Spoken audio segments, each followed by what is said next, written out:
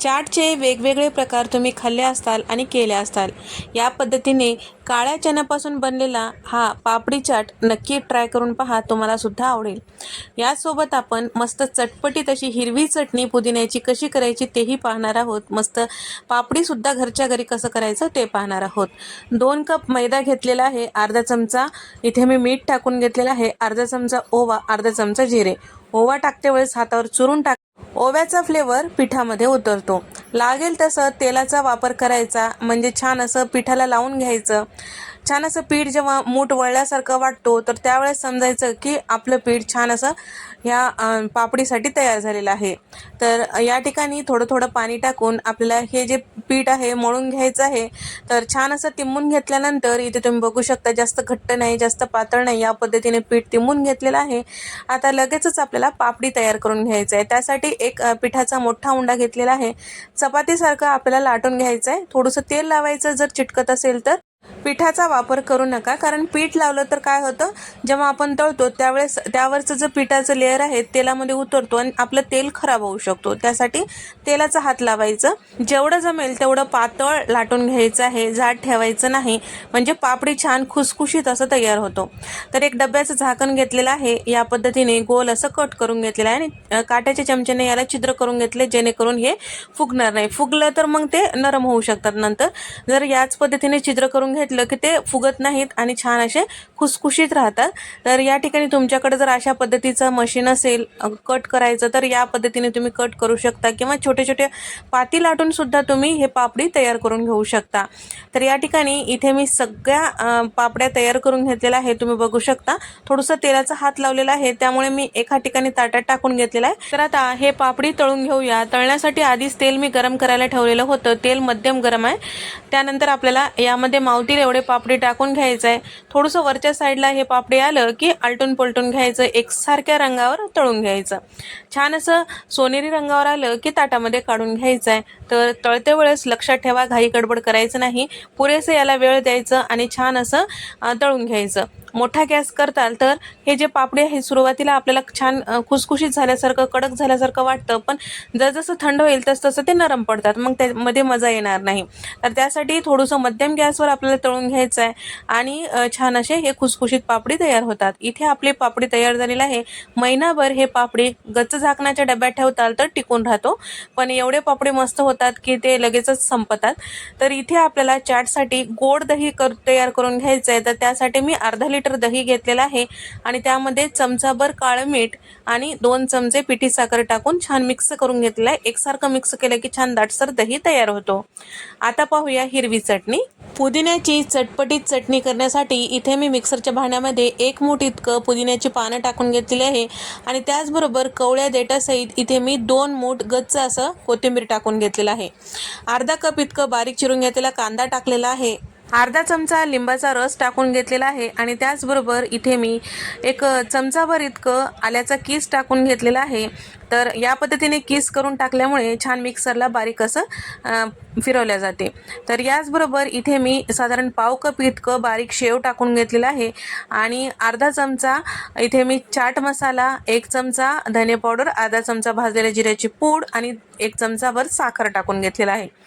आणि इथे मी गरजेपुरतं पाणी टाकून घेतलेलं आहे. काळं मीठ साधारण 1 चमचाभर इतकं टाकून घेतलेलं आहे आणि अगदी अर्धा चमचा साधं मीठ टाकून घेतलेलं आहे, म्हणजे चवीपुरतं टाकलं तरी काय हरकत नाही. आता मिक्सरला झाकण लावून या पद्धतीने चटणी तयार करून घेतल्यावर तुम्ही बघू शकता मस्त असा रंग सुद्धा आलेला आहे. आणखीन एक गोष्ट, यामध्ये मी जे पाणी वापरलेलं आहे ते थंडगार फ्रीजमधलं पाणी आहे, जेणेकरून आपलं जे हिरव्या चटणीचा रंग जे आहे जास्त वेळ टिकून राहतो. तर इथे आपल्या चाटसाठी लागणारं दही, हिरवी चटणी आणि माझ्याकडे हे चिंचेची चटणी होती. याची जर रेसिपी पाहिजे असेल तर नक्की कमेंट करून सांगा. तर चटणी तयार झालेला आहे. आता आपण तयार करून घेऊया काळे चणे. तर त्यासाठी मी अगोदरच इथे मी बटाटा आणि चणे उकडून ठेवलेला आहे. तर बटाटा साधारण 1-4 मध्यम आकाराचे होते आणि त्याचबरोबर चणे जे आहे 1 ग्लास चणे मी भिजत ठेवलेले होते रात्रभर. त्यानंतर कुकरला त्याच्या 3 शिट्ट्या काढून घेतलेल्या आहे. भिजवलेले चणे असल्यामुळे कमी गॅसवर 3 शिट्ट्या काढून घेतले तर पटकन छान नरम होतात. चणे कुकरला शिटी काढून घेते वेळेस काही टाकलेलं नाही, फक्त पाणी टाकूनच आपण शिजवून घेतलेला आहे. इथे आपला बटाटा उकडून घेतलेला आहे, चणे उकडून घेतलेला आहे. आता फोडणी देऊया. तर चण्याला फोडणी देण्यासाठी कढईमध्ये साधारण एक 4 चमचे तेल, अर्धा चमचा मोहरी, अर्धा चमचा जिरं आणि एक मध्यम आकाराचा कांदा बारीक चिरून यामध्ये टाकलेला आहे. सोबतच एक मध्यम आकाराचा टोमॅटो सुद्धा बारीक चिरून यामध्ये टाकून घेतलेला आहे. एक मोठा चमचा ओबडधोबड असं खलबत्त्यात कुटून घेतलेलं आलं लसूण पेस्ट यामध्ये टाकून घेतलेलं आहे. ते सुद्धा छान असं परतून घेऊया. तर हलकंसं रंग चेंज होईपर्यंत परतून घेतलेलं आहे. त्यानंतर शिजून घेतलेलं यामध्ये आपल्याला चणे टाकून घ्यायचं आहे. तर चणे जे आहेत छान असं नरम शिजल्या गेलेले आहेत. लक्षात ठेवा, जर चणे नरम शिजले गेले नसतील तर चवीला छान होणार नाही. आणि त्याचबरोबर उकडून घेतलेला बटाटा नंतर ते मॅश करून घेतलेला होता ते सुद्धा यामध्ये टाकून घेतलेला आहे. तर अगदीच किसून घ्यायचा नाही बटाटा, हाताने मॅश करायचा, म्हणजे कुठे कुठे बटाट्याचे तुकडे यामध्ये दिसायला पाहिजे.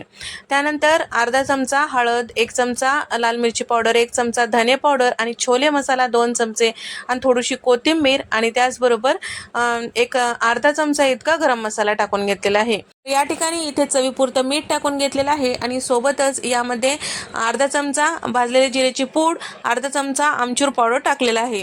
सगळे पावडर मसाले व्यवस्थित मिक्स करायचे, 1 मिनिट याच पद्धतीने परतून घ्यायचं. त्यानंतर यामध्ये एक मोठा तांबा पाणी टाकून घेतलेला आहे. तर इथे आपण मॅश करून घेतलेला बटाटा वापरलेला आहे आणि सोबतच यामध्ये आपण जे चणे वापरलेले आहेत ते सुद्धा थोडंसं नरमच आहे, त्यामुळे त्याचा दाटसरपणा पाण्यात येतो. त्यासाठी आपल्याला पाणी यामध्ये जास्त वापरायचं आहे, म्हणजेच खाते वेळेस मस्त मजा येते.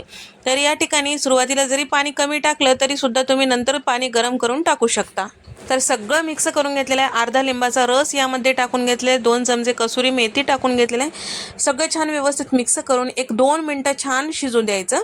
तर या ठिकाणी जास्त असं पातळ करायचं नाही किंवा जास्त घट्ट ठेवायचं नाही. या पद्धतीने थोडीशी लपतपी असे आपले हे काळे चणे तयार करून घ्यायचं. तुम्ही बघू शकता, भाजी म्हणून सुद्धा तुम्ही ट्राय करू शकता, चपातीसोबत खाऊ शकता, भातासोबत सुद्धा खाऊ शकता, पुरी, पराठा, फुलका यासोबत सुद्धा तुम्ही खाऊ शकता.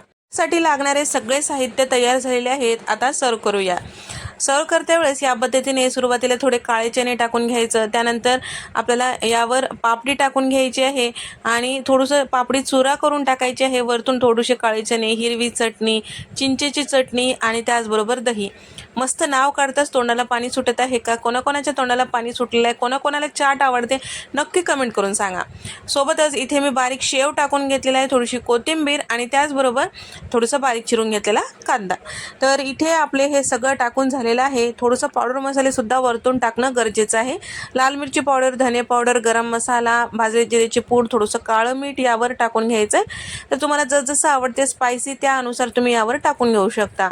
तर या ठिकाणी तुम्ही असंही सर्व करू शकता किंवा तुम्हाला जर पार्टीसाठी किंवा घरात कोणी गेस्ट येणार असतील तर त्यांच्यासाठी काही तुम्हाला चाट करायचं असेल तर एक पापडीवर सुद्धा तुम्ही हे सगळं सर्व करू शकता. आवडल्यास व्हिडिओ लाईक करा, शेअर करा.